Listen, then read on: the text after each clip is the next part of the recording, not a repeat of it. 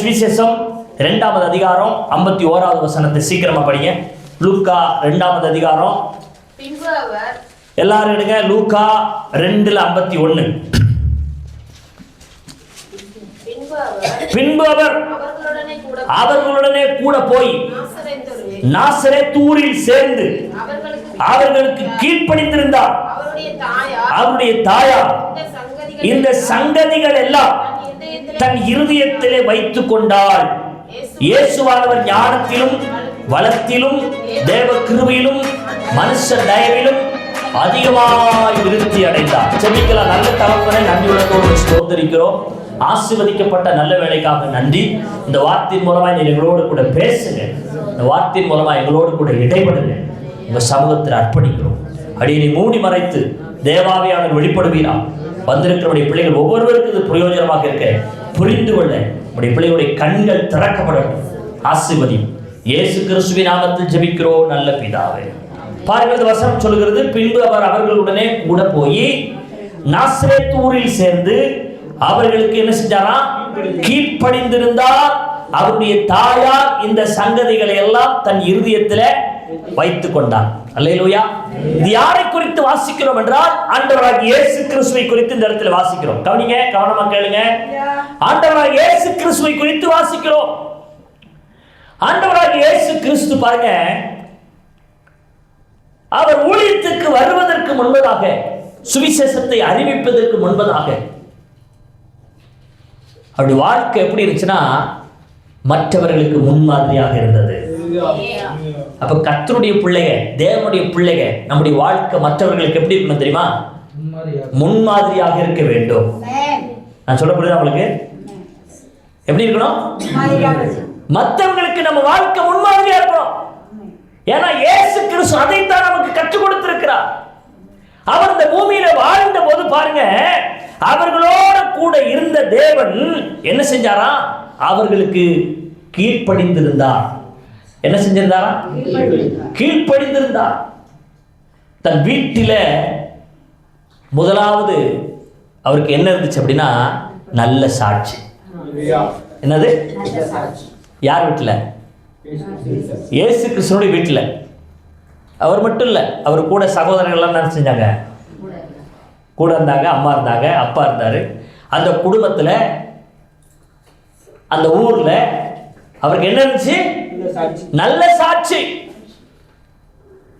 அவர் கீழ்ப்படியாதவரு, அவர் எதிர்த்து பேசுறவரு, அவர் பாவம் பண்றவரு, அவர் வாழ்க்கையை ரொம்ப மோசம்னு என்ன செய்யல?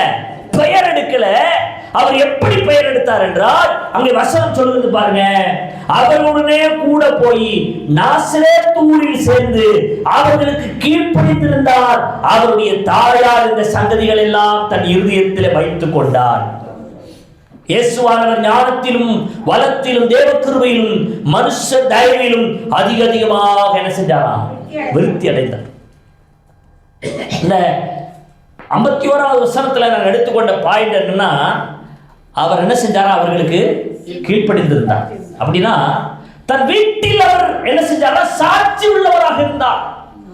நல்ல சாட்சி பெற்றார். அல்லேலூயா சொல்லுங்களேன், சத்தமா சொல்லுங்களேன். அப்ப நம்ம தேவனுடைய பிள்ளைன்னு சொல்றதுக்கு முன்னாடி என்ன பெறணும்? நம்ம வாழ்க்கையில சாட்சி.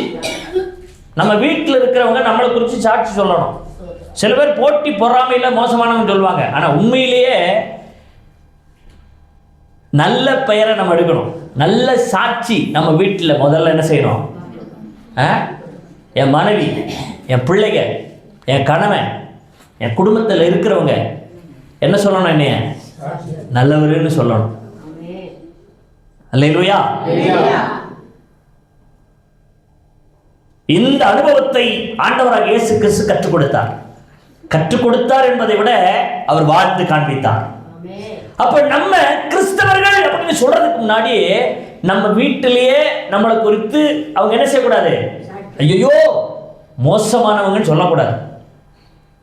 இவங்க நல்லவங்க அப்படின்னு சொல்ற ஒரு நல்ல சாட்சி என்ன செய்யணும்? நம்ம வாங்கணும். சாட்சி உள்ள ஒரு வாழ்க்கையை தான் தேவன் விரும்புறாரு. அல்லேலூயா சொல்லுங்களேன். இரண்டாவது பாருங்க, மத்திய எழுதின சுவிசேஷம் 13வது அதிகாரம் 54வது வசனத்தை வாசிங்களேன். மத்தேயு 13:54. தாம் வளர்ந்த ஊரிலே வந்து அவருடைய ஜெப ஆலயத்திலே அவர்களுக்கு உபதேசம் பண்ணினார். அவர்கள் ஆச்சரியப்பட்டு இவனுக்கு இந்த ஞானமும் பலத்த செய்கைகளும் எப்படி வந்தது? அல்லேலூயா, அல்லேலூயா. முதல்ல வீட்டுல என்ன வாங்கினாரு, என்ன பெற்றாரு, என்ன சொன்னாங்க? ஆமா, கீழ்ப்படிந்து வாழ்ந்ததுனால அவர் நல்ல சாட்சியை பெற்றாரு.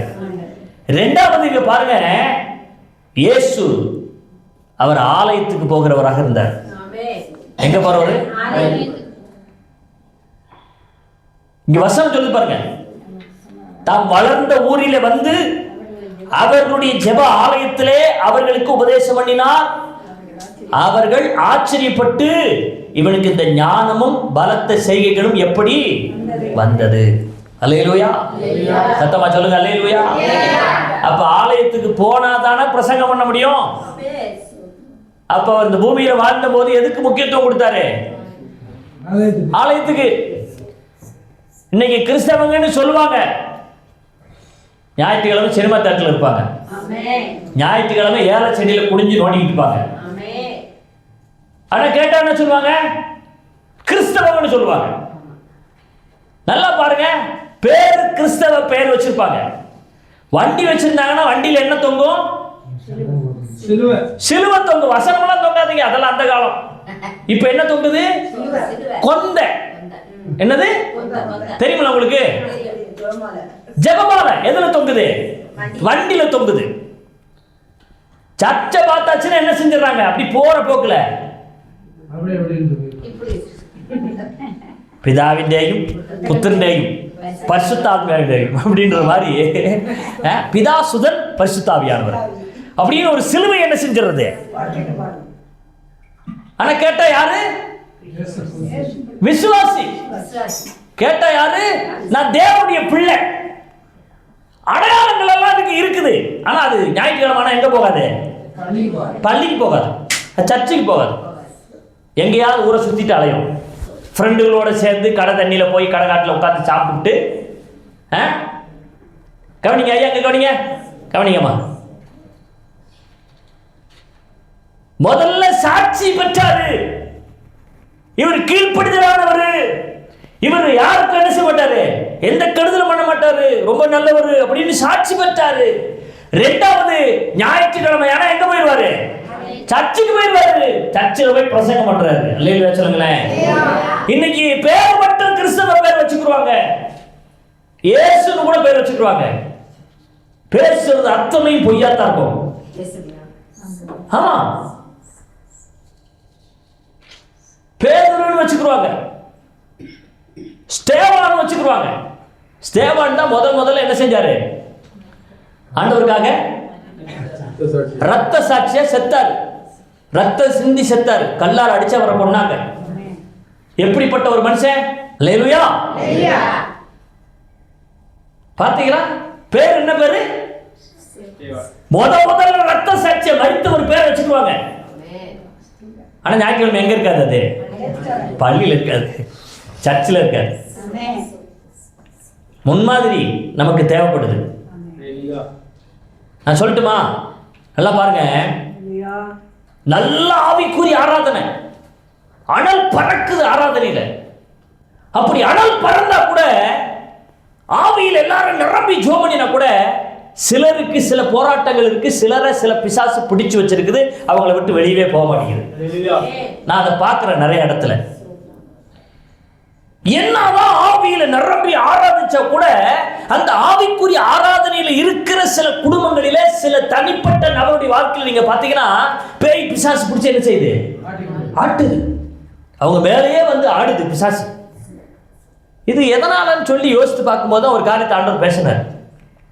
என்னதான் மகனை நீ ஆவியில நடத்தினாலும், ஆவிக்குரிய ஆராதனை பண்ணினாலும், தனி மனித ஒழுக்கம்னு ஒண்ணு இருக்குல்ல. என்ன இருக்கு? தனி மனித ஒழுக்கம்னு ஒண்ணு இருக்கு. அப்ப இண்டிவிஜுவலா தனித்தனியா ஒவ்வொரு மனுஷனுக்கும் அது கடமை இருக்கிறதாக ஆண்டவர் சொல்றாரு. என்ன கடமை? தனிப்பட்ட வாழ்க்கையில பாவத்துக்கு முக்கியத்துவம் கொடுக்காம, தேவனுக்கு முக்கியத்துவம் கொடுத்து பரிசுத்தமா வாழும் பொழுது பிசாசு உள்ள வர முடியாது. என்னதான் ஜெபம் பண்ணினாலும், என்னதான் வீட்டு கூட்டத்தை நடத்தினாலும், என்னதான் ஆராதனை பண்ணினாலும், என்னதான் ஆவிக்குரிய ஆராதனையில் வந்து உட்கார்ந்தாலும், ஒரு தனிப்பட்ட மனுஷனுடைய வாழ்க்கையில பாவம் இருக்கும்போது, அந்த ரகசிய பாவம் இருக்கும்போது அவனுக்குள்ள விடுதலை வராது. பிசாசு தான் அவன் மேல இருந்துகிட்டு கிரியை செஞ்சுக்கிட்டு இருப்பான். அல்லேலூயா. நான் சொல்ற புரியுதா உங்களுக்கு? உலகத்தானே சொல்றான், ஒவ்வொருத்தருக்கும் என்ன ஒழுக்க வேணும்? தனி மனித ஒழுக்க வேணும். அப்ப உலகத்தானே அதை சொல்லும்போது ஆவிக்குரியவர்களாகிய நம்ம தேவனுடைய பிள்ளைன்னு சொல்ற நம்ம வாழ்க்கையில என்ன ஒழுக்கம் இருக்கணும்? தனி மனித ஒழுக்கம் இருக்க வேண்டும். சுய கட்டுப்பாடு இருக்க வேண்டும். இதை தான் பேசணும், இதை பேசக்கூடாது, இதை தான் பார்க்கணும், இதை பார்க்க கூடாது, இதை தான் செய்யணும், இதை செய்யக்கூடாதுன்னு சொல்லி நமக்கென்று என்ன இருக்கணும்? ஒரு கட்டுப்பாடு வேணும். ஏன்னா நான் தேவனுடைய பிள்ளை, இப்படிதான் வாழ்வேன், இப்படிதான் வாழணும், இப்படிதான் வாழ சொல்லி ஆண்டவர் கற்றுக் கொடுத்திருக்கிறார். பவுல் அழகா சொன்னார், எல்லாம் எனக்கு செய்யறதுக்கு என்ன உண்டு? அதிகாரம் உண்டு. ஆனா எல்லாம் எனக்கு தகுதியா இருக்காது. நான் ஒரு பாஸ்டர், பிரசங்கம் பண்றேன், சபை நடத்துறேன், நான் பொய்யா சொல்லிக்கிட்டு கெட்ட வார்த்தையா பேசிக்கிட்டு வேற வேற ஆளுங்களோட எல்லாம் தவறான பழக்க வழக்கத்துல இருந்து அது எனக்கு நல்லா இருக்குமா?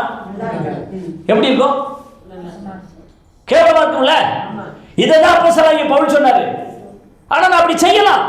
என்ன ஏன் அப்படி செய்யணும்னு யாரும் என்ன செய்ய முடியாது? என்ன கேட்க முடியாது. தனி மனித சுதந்திரம் ஒண்ணு என்ன செய்யுது? இருக்கு இல்லையா?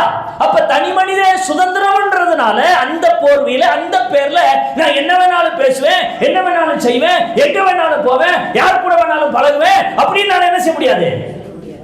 நான் வாழ முடியாது. ஏன்னா எனக்குன்னு ஒரு பாதையை ஆண்டவர் வைத்திருக்கிறார். எனக்கென்று ஒரு வாழ்க்கை ஆண்டவர் வைத்திருக்கிறார். இந்த சுய கட்டுப்பாடுக்குள்ள ஒரு மனுஷன் அர்ப்பணித்து வாழ்போதுதான் அவன் பிசாசுக்கு எதிர்த்து நிற்கிறவனாக நிற்க முடியும். இல்லாட்டி பிசாசோட கை கோர்த்துக்கிட்டு என்ன செய்யலாம்? அவ்வளவுதான். ஜபத்திலே உட்காந்துக்கலாம், அந்நிய பாஷையும் பேசிக்கலாம், பிசாசம் வந்து என்ன செஞ்சுக்கலாம். இன்னைக்கு நிறைய பேர் அப்படித்தான் பாருங்க. கொஞ்சம் அபிஷேகத்துல நடத்தினா சில பேருடைய ஆட்டம் எல்லாம் வித்தியாசமா இருக்குது. ஏன்?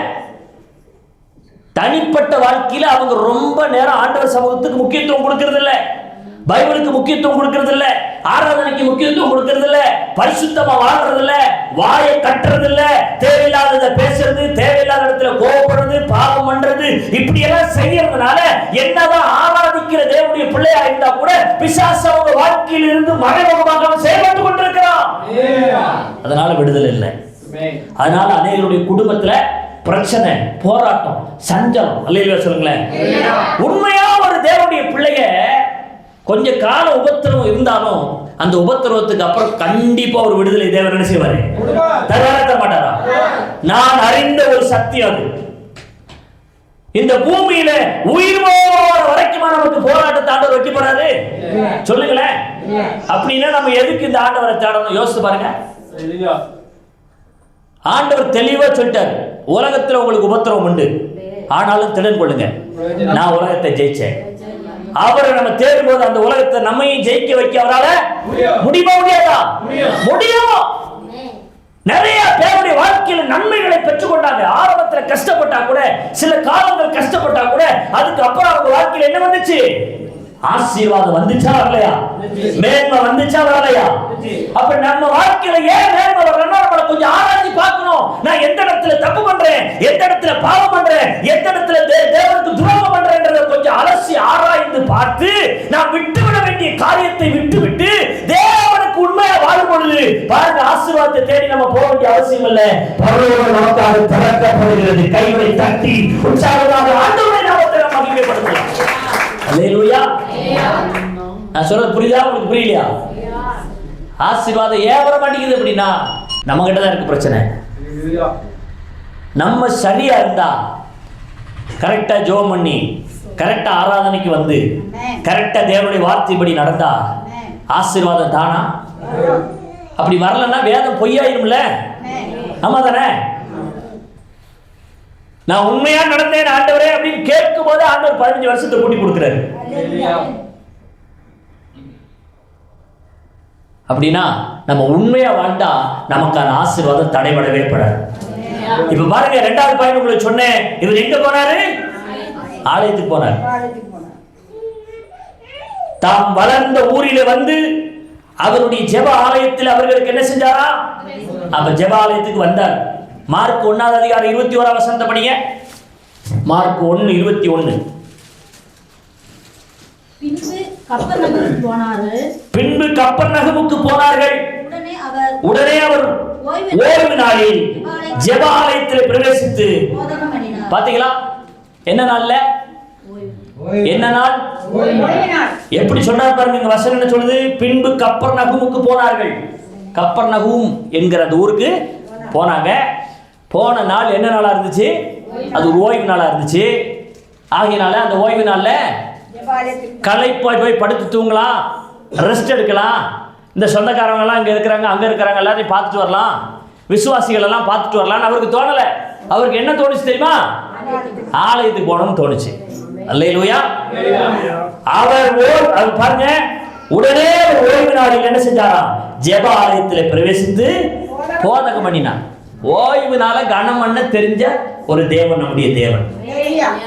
இயேசு கிறிஸ்து நமக்கு முன்மாதிரி வச்சுட்டு போயிருக்கிறார். அவர் வாழ்க்கை நமக்கு முன்மாதிரியான ஒரு வாழ்க்கை. அப்ப ரட்சிக்கப்பட்டது உண்மைன்னா நம்ம கால ஞாயிற்றுக்கிழமை வேற எங்க என்ன செய்யாது? சொல்லுங்க, இருக்கீங்களா? போகவே போகாது. அதை மீறி போகுதுன்னா நம்ம உண்மையா ஆண்டவர்கிட்ட அன்பு கூறலாம்னு அர்த்தம். உண்மையா ஆண்டவர்கிட்ட அன்பு கூறுறது என்ன? அவருடைய வார்த்தைக்கு கீழ்ப்படுகிறதா உண்மையா தேவனிடத்தில் அன்பு கூறுவதற்கு அடையாளம். உலகத்துக்கு முக்கியத்துவத்தை கொடுத்துட்டு நான் ஆண்டவர்கிட்ட அன்பு கூறுறேன், அது பொய்யான அன்பு, அது உண்மையான அன்பு இல்லை. உண்மையா ஆண்டவர் மேல நான் அன்பா இருக்கிறேன், அன்பு கூறுறேன் அப்படின்னு சொன்னா என்ன செய்வோம்? அவருடைய வார்த்தைக்கு கீழ்ப்படிவோம். அல்லேலூயா சொல்லுங்களேன்.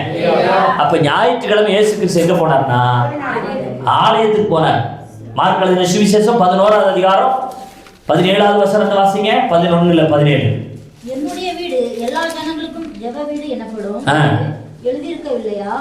நீங்களோ கள்ள புகையாக்கினீர்கள் என்று அவர்களுக்கு சொல்லி உபதேசித்தார். அல்லேலூயா. என்ன சொல்றார்? என்னுடைய வீடு எல்லா ஜனங்களுக்கும் ஜெப வீடு.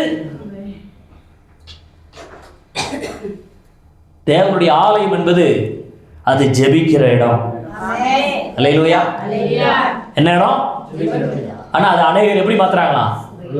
கல்லர் குகையாக அதை மாற்றிட்டாங்களாம். ஆண்டவர் என்ன செஞ்சாரா தெரியுமா? சவுக்கி எடுத்து அடிச்சு, சொல்லுங்க, விரட்டினார்.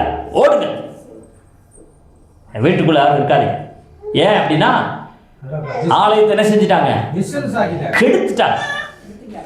கெடுத்துட்டாங்க. அப்படியே இப்போ வருவோம் பாருங்க, நம்மகிட்ட வருவோம். நீங்களும் நானும் தான் யாரு? தேவனுடைய ஆலயம். தேவன் வாசம் பண்ணுகிற ஆலயம். இந்த ஆலயத்தை நம்ம என்ன செய்யக்கூடாது? கெடுக்கவே கூடாது. எந்தெந்த விதத்தில் நம்ம கெடுக்கிறோம்? இதை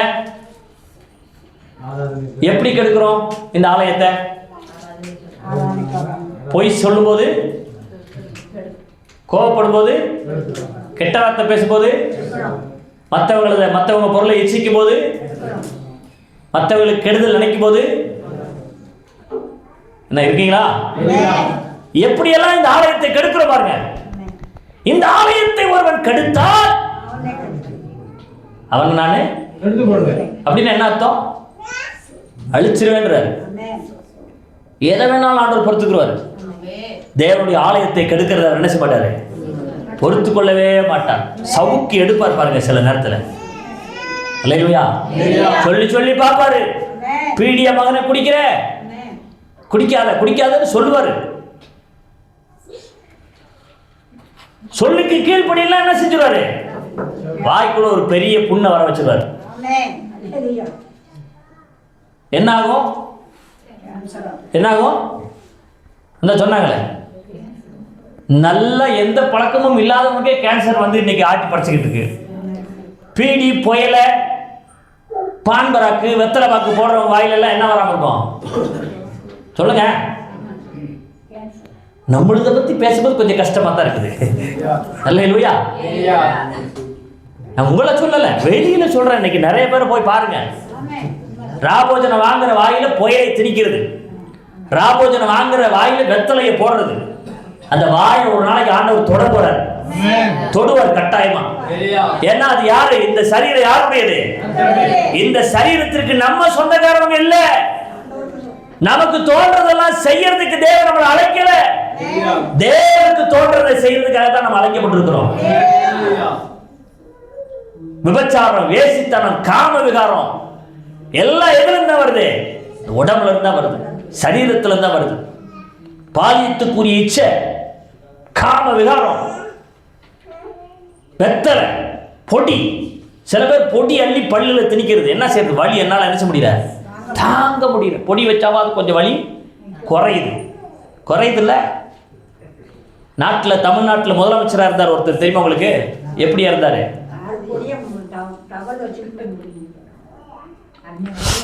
அப்படின்னு இழுக்கிறார் அவர். இன்னைக்கு நிறைய பேர் அப்படித்தான் இழுக்கிறாங்க. இன்னைக்கு கேரளாவில் பசங்க ரொம்ப பட்டு மோசமா, பையன்களும் சரி பொண்ணுங்களும் சரி, இந்த போதை பழக்க வழக்கத்துக்கு ரொம்ப அடிமையாகிட்டு இருக்கிறாங்க. யாரை பார்த்தாலும் 10, 15 வயசுல 16 வயசுல இருக்கிற பசங்க, அவங்களுடைய கூட்டு சரியில்லை, ஃப்ரெண்ட்ஷிப் சரியில்லை. பாருங்க, அதன் விளைவாக எத்தனையோ பேர் இன்னைக்கு கெட்ட பழக்க வழக்கங்களுக்கு அடிமையா இருக்கிறார்கள். அல்லேலூயா. 5இல் வளையாதது. இன்னைக்கு நம்ம பிள்ளைகளை திருத்தல, இன்னைக்கு நம்ம பிள்ளைங்க திருந்தலன்னா நாளைக்கு அது என்ன செய்யாது? திருந்தாத நமக்கு ஒரு பெரிய சுமையா மாறிடும். இதுக்காக நம்ம பாரத்தோட ஜெபம் பண்ணணும் நம்ம பிள்ளைகளுக்காக. நம்ம பிள்ளைங்க அப்படிப்பட்ட ஒரு காரியத்தில் என்ன செய்யக்கூடாது? சிக்கிக்கொள்ளவே கூடாது. அப்ப சரீரம் தேவனுடைய ஆலயம், அதை நம்ம புரிந்து கொள்ள வேண்டும். சத்தமா சொல்லுங்க. என்னுடைய வீடு எல்லா ஜனங்களுக்கும் ஜெப வீடு எனப்படும் என்று எழுதியிருக்கவில்லையா? நீங்களும் அதை கல்லர் குகையாக்கினீர்கள் என்று அவர்களுக்கு சொல்லி என்ன செஞ்சாரா? உபதேசம் பண்ணினார். சர்ச்சுக்கு போறாரு, சர்ச்சில் போய் இதெல்லாம் பேசுறாரு. அப்ப ரெண்டாவது என்ன காரியம் செஞ்சாரு?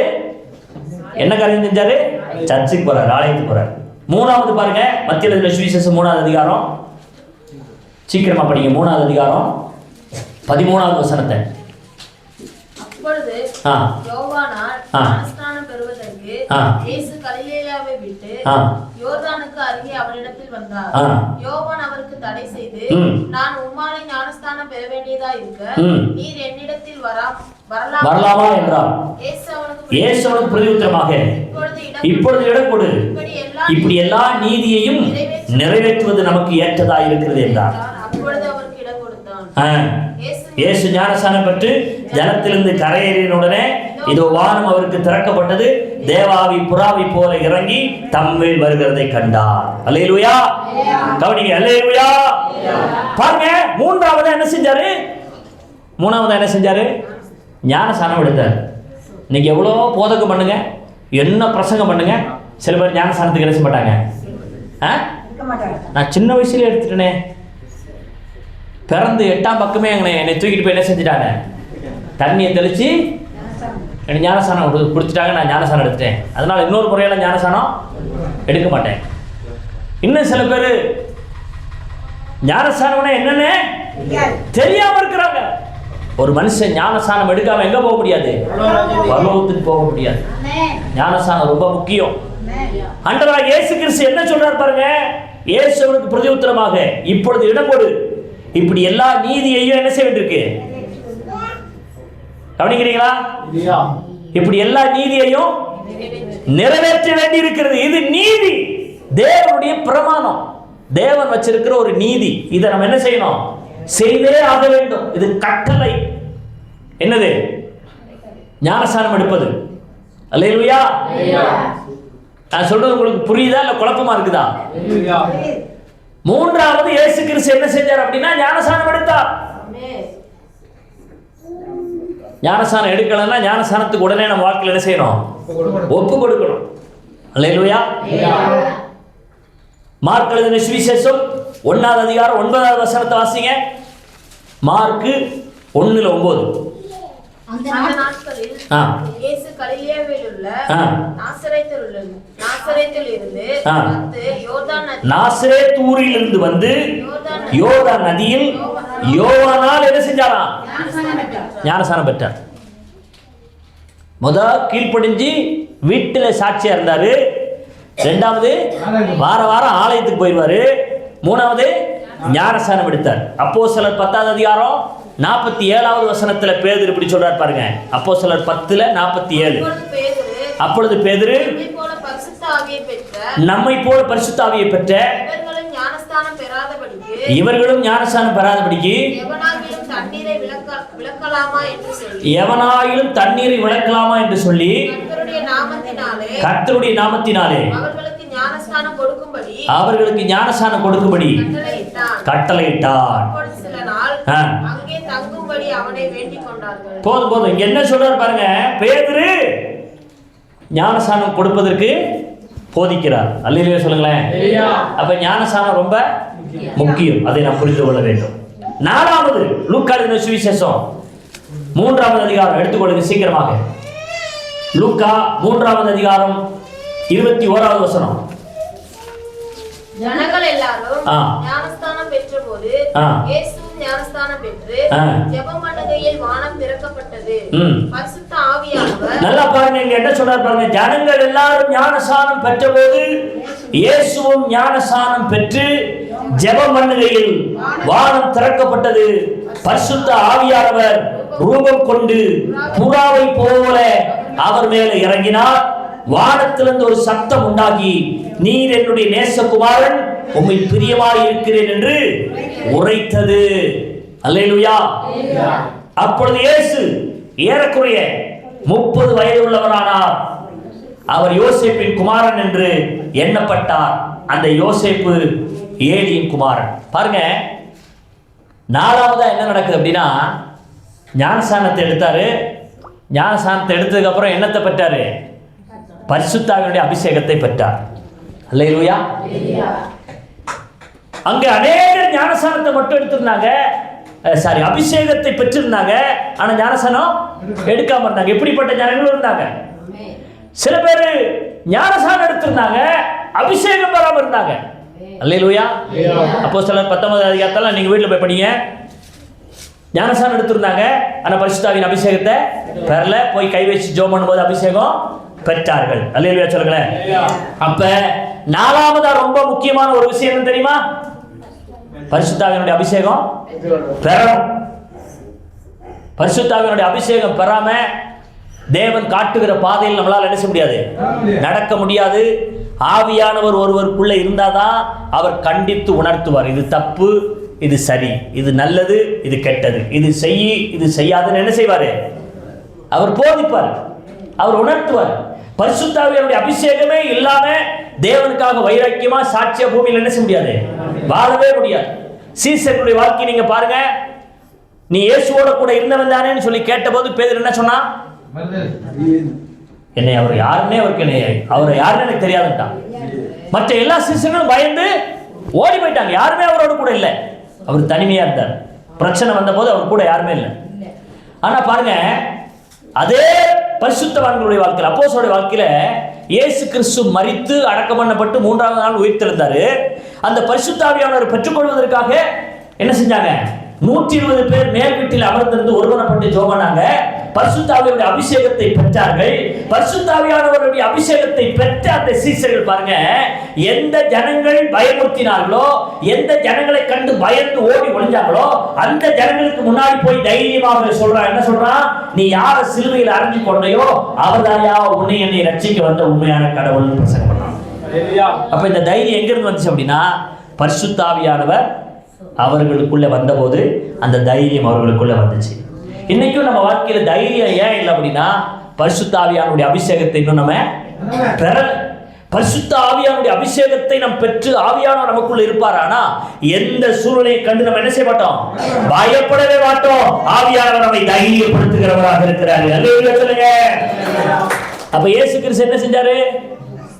பரிசுத்த ஆவியானுடைய அபிஷேகத்தை பெற்றார். அப்ப நாமளும் என்ன செய்யணும்? ஞானஸ்நானத்தை மட்டும் எடுத்தா பத்தாது, அபிஷேகத்தை பெறணும். அபிஷேகம் பெறதுக்கு என்ன? வெறும் 1.5 மணி நேரம் 2 மணி நேரம் இந்த ஆராதனையில பெற்ற முடியுமா? இல்லை. காத்திருப்பு அதற்கு அவசியம். தேவ சமூகத்தில் நம்மை நாமே ஆராய்ந்து பார்த்து எதெல்லாம் தேவனுக்கு பிரியமில்லாமல் இருக்குதோ அதெல்லாம் விட்டுட்டு ஆண்டவர் சமூகத்தில் அழுது கெஞ்சி கேட்கும் பொழுது அவர் தம்முடைய ஆவியை நம்ம மேல ஊத்துறாரு. பரிசுத்த ஆவியானவரால் நிரப்பப்படுகிற போது நம்ம பலன் அடைகிறோம், மற்றவர்களுக்கு சாட்சியாக நிற்போம். கடைசியா ஒரே ஒரு வார்த்தை சொல்லிட்டு ஜெபம் பண்ண போறேன். மத்திய எழுதின சுவிசேஷம் 4ஆம் அதிகாரம் 2வது வசனத்தை வாசிங்க. மத்திய 4:2. நல்லா பாருங்க, அவர் இரவும் பகலும் 40 நாள் உபவாசமாக இருந்த பின்பு அவருக்கு பசி உண்டாயிற்று. அப்ப 5ஆவதா என்ன செஞ்சாரு? உபவாசம் பண்ணார். என்ன செஞ்சாரு?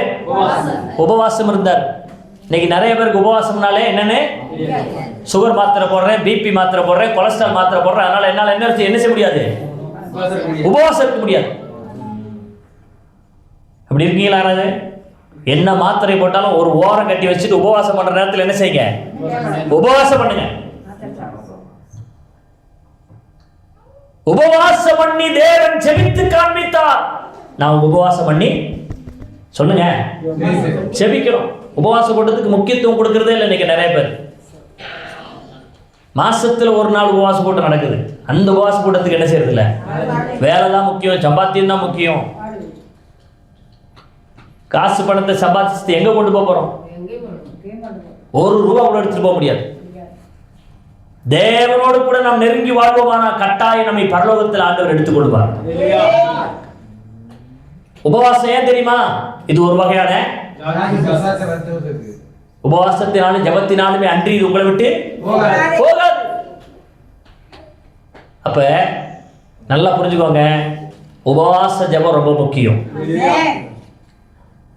இதெல்லாம் யாரோ செஞ்சாங்கன்னு இல்லை, இது அத்தனை யார் செஞ்சது? இயேசு கிறிஸ்து செஞ்சார். அப்ப பாருங்க, அவர் ஊழியத்துக்கு வர்றதுக்கு முன்னாடியே எப்படிப்பட்ட வாழ்க்கை வாழ்றாரு? சாட்சி உள்ள ஒரு வாழ்க்கை. அல்லேலூயா.